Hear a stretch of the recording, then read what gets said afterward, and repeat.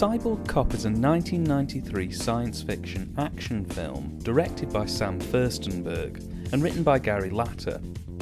You may remember Furstenberg as the director of some of Cannon Films' most memorable pictures, including The American Ninja 1 and 2 and Breaking 2 Electric Boogaloo.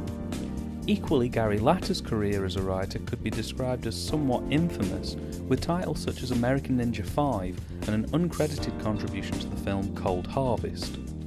Latta's had a bit of a dual career as an actor and writer, and somewhat surprisingly I found he actually had an extras role as a security guard in the 1988 stinker Alien from LA.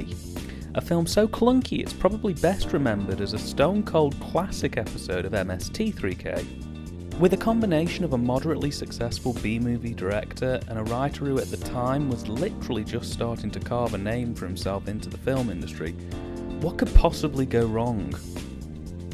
Cyborg Cop stars David Bradley, no, not that one, as Jack Ryan, a gung-ho, no-nonsense cop who shoots first and thinks later, who's paired up with his brother Phillip, played by Todd Jensen.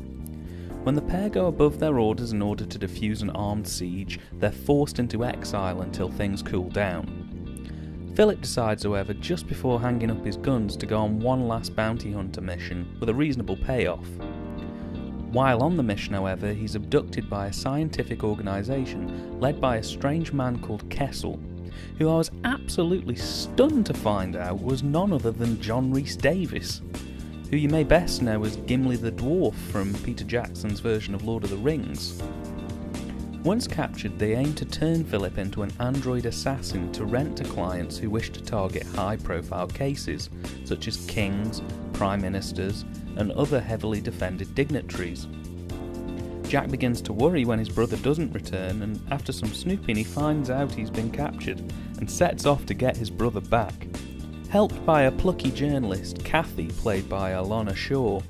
While initially hesitant, the pair slowly warm to each other as a race against time ensues to stop an assassination attempt on the king of the island. From the top, this film is effectively, what if Cannon Films wanted to make The Terminator with just a dash of RoboCop, but with almost none of the budget and none of the symbolism? And if all you're looking for is a goofy 90-minute action film with all the cool explosions and violence of The Terminator, but none of the grim undertones that came with it, then this is very much the film for you. It's a very lightweight production, but that fluff factor in many respects works in its favour. It's so light and punchy that it's genuinely an enjoyable film to sit through, if you're in the right mindset. The direction and cinematography are both pretty okay for this film. In all honesty, it's a little on the basic side, but it puts what it's trying to do across very well. They use a moderate range of shot setups to help keep a good sense of variety, and there's enough of a strong sense of direction with the cast that it helps keep the film chugging along at a good enough pace. For me, there could have been a bit more experimentation with the cinematography, but it's better than expected. With this being a sci-fi action film, it could have been a little bit more experimental in how it chose to frame shots, which is disappointing. It would have also been nice to see them utilise their set locations a little bit more as well, as they had done in a similar way in American Ninja 2. I think it could have been quite a beautiful film, but in this case the location seems to have been somewhat neglected. It's terribly underplayed, which is a real shame. But it is what it is, and what it is reasonably competent. No masterpiece, but it gets the job done. The script isn't the strongest in the world. The dialogue's just not quite right. It's all a little too scripted in how it's written. None of the characters have feelings that are believable, or delivered believably in the dialogue that's written for them. Rhys-Davies comes the closest to making his lines work, but even he stumbles at times. It's clunky. Really clunky. And while the plot is so over the top that realistically natural dialogue is the least of its problems, it really fails to craft a smooth or believable tone, which really left me feeling just a bit too awkward. Equally letting the film down, I would say, is the set design, which all looks terribly flimsy and minimalist. The laboratory scenes, which do have a sense of scale, are tremendously let down by the lack of set dressings.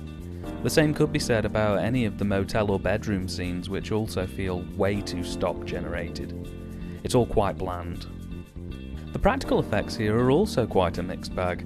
The death scenes are way too clean, with almost no on-screen blood or effects utilised. People literally just slump over for the most part. The androids all look a little bit on the plastic side as well, though I will say that the casting of the main android was a good choice. It looks fairly sturdy and it's consistently menacing throughout.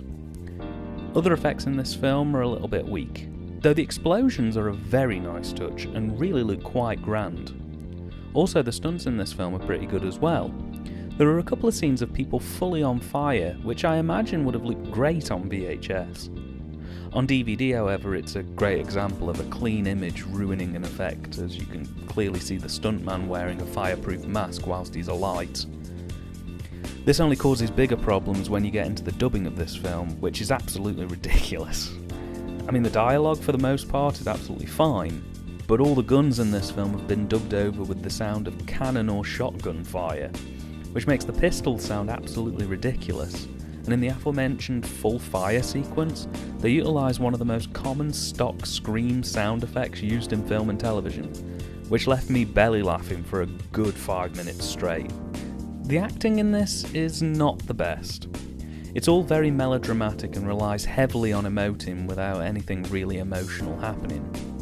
David Bradley and Alana Shaw are perfectly fine as the film's protagonists, as long as you accept that this film is just a goofy low-budget action film.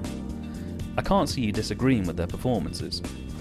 Rhys Davies, however, surprised me at just how absolutely bizarre his performance is throughout the film. I can't quite place his accent in this.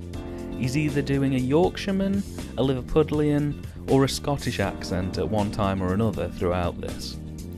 And he's absolutely camping it up as he goes along. Not a great villain and not a great performance, but it's mesmerisingly watchable, just to see what he's going to get up to next. The supporting cast in this are also, for the most part, good, if not a bit overdramatic. There's no one awful here, which is quite a pleasant surprise really, considering the calibre of this production. I should also point out that the soundtrack here is just a bit flat. It's all filler. I couldn't honestly even hum one memorable track at this point. It's forgettable and quite generic. I was certain that Cyborg Cop was a canon film until I actually looked into it and found to my surprise that it was originally released by New Image Pictures, who even more shockingly went on to create the Expendables franchise. Most recently they've made some waves with The Hitman's Bodyguard as well.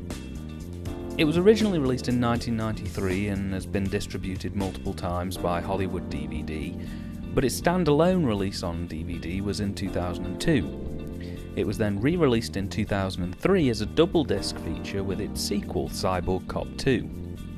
It's a no-frills release, literally just the film and scene selection options, but to be honest, other than sticking a trailer on the disc, I would struggle to think of anything else they could really put on there. Cyborg Cop is by no means an essential watch. It has significant flaws and it doesn't really truly excel in anything it's trying to do. But it's a goofy action film and a more than decent B-movie to an A picture. It's not to be taken seriously and it is not an original film, but it does have enough ideas of its own to keep it going. It's a laugh, and I think if you have a group of friends over who are in the right mindset, this could easily break the ice as part of a double or triple feature.